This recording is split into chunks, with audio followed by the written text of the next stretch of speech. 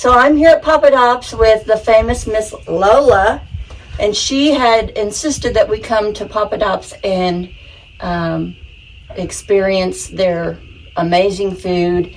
And this is out in Bybee where Miss Lola lives. And how long have you been coming here? Oh, since 1983 when it opened. Yeah, you've been here that long eating? Oh, yes, off and on, yes. Do they know you when you come in? Oh, yes. Oh, they do? Everybody knows me. The ones that don't know me has heard of me.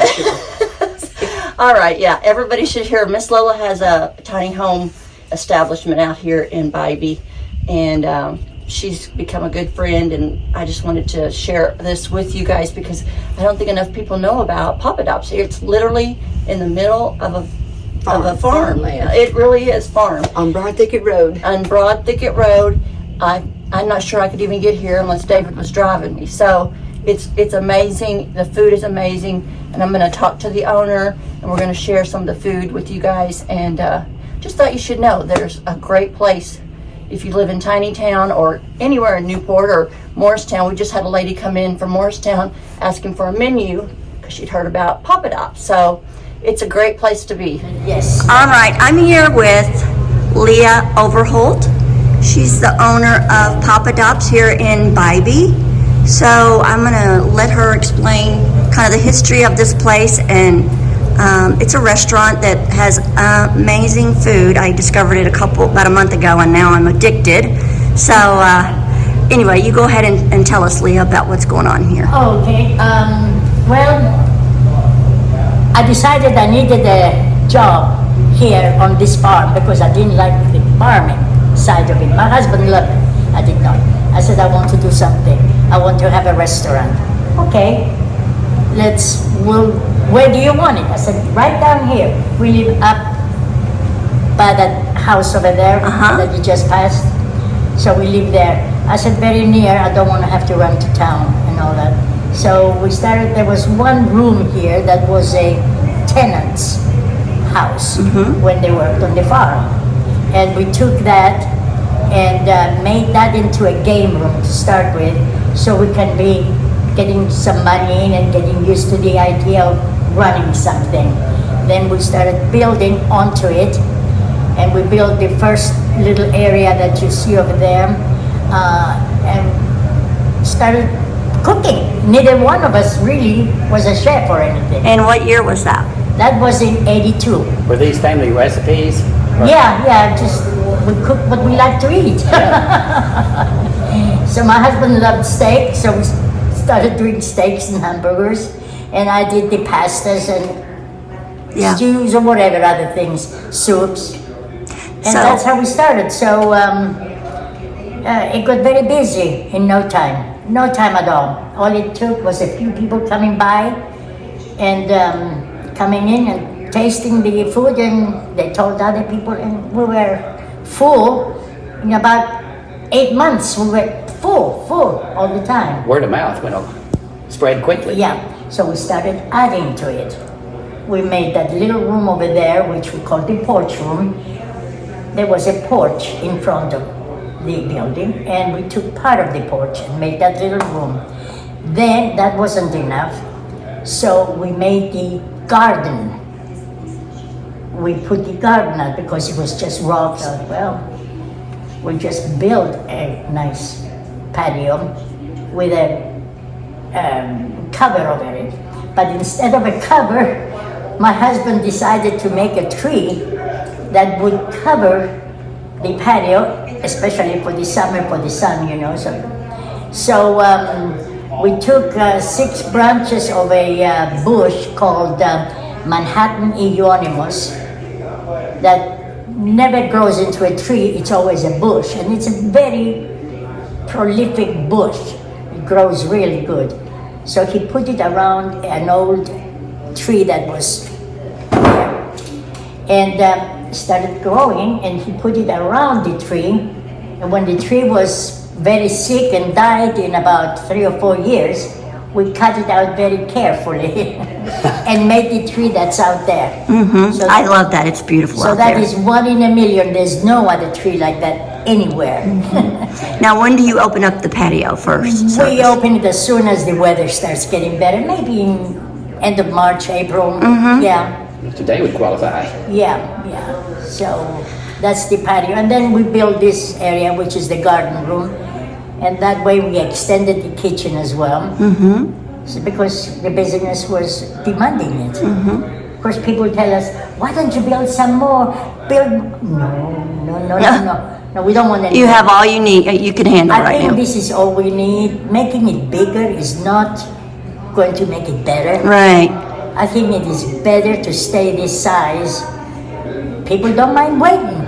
And so you're open, what are your hours that you're open? Open Thursday through Sunday, 5 until 9, and it's better to make a reservation.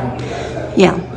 But every time I've been here, it's been booked, solid, Yeah. like so packed. Yeah. I mean, we do have times when either somebody does not turn up or maybe they leave earlier than they expected to. So we have tables sometimes for people that walk in, Yeah. but it's not really advisable. Preferably reservation. Yeah. Now, how many people do you feel like you've reached? Just the local community here in Bybee? Oh, no. I think we reach about 50-mile radius. Wow. Yeah. We have people coming from all over. Knoxville, Rogersville, way past Greenville, everywhere. Right. Everywhere. Right. It's surprising, though, that We just have the people- tiny home community that Teresa and I both live in are largely unaware, with a few exceptions, of this fantastic, wonderful Jewel of the Nile restaurant that you Yes. have here. But It is worth the wait. I'd phone ahead a week in advance if I knew I yeah, could get a table. right. That's it. That's the best. Yes. It's not good to call this morning for this evening's, Right. Right. dinner. It's not really a good idea. Yeah. You really So call in advance for a call in reservation. advance at least a couple of days. So would you say that your menu has remained pretty much the same, or? Well, according to the steaks, hamburgers, and food like that, yes.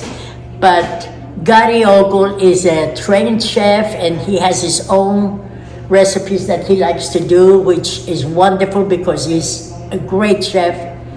And as far as we were concerned, he's got a varied menu that takes a Yeah. long time. And it's time consuming. Right. There's plenty to eat on this, and I'll take a video of the menu there's before I plenty leave. to eat, It's, really, just, yeah. it's not an overwhelming too many choices. No. But it's sweet and everything. Yeah, it's got a little bit of everything. It's got all the bases covered, Yeah. but not overwhelming. Absolutely, yes. Right.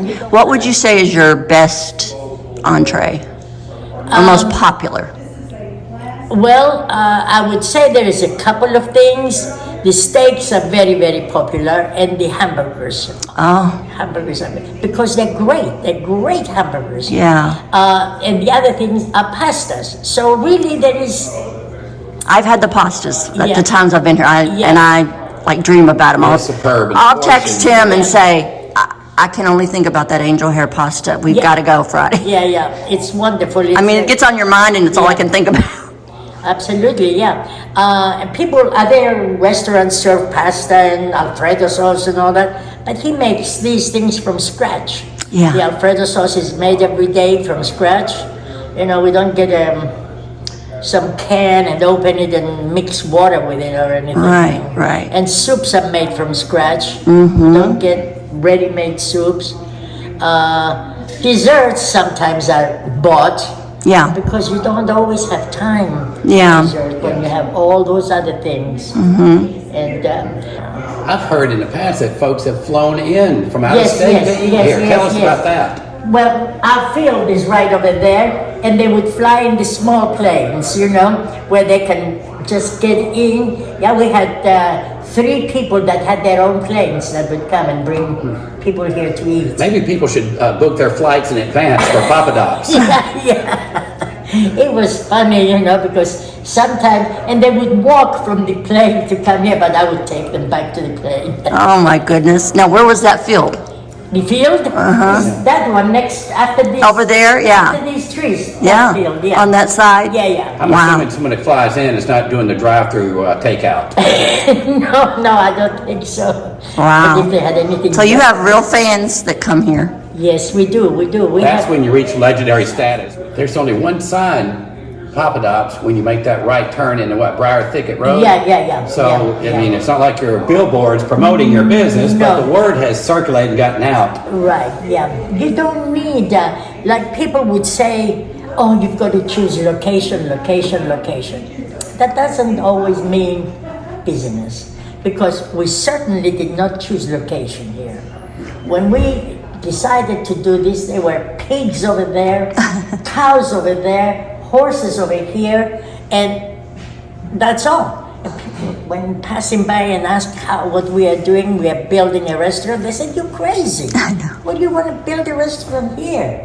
Well, I'm shocked by how far out and kind of random it is in the country. Some first-time visitors might be scratching their head thinking, did we take a bad turn? yeah, they do.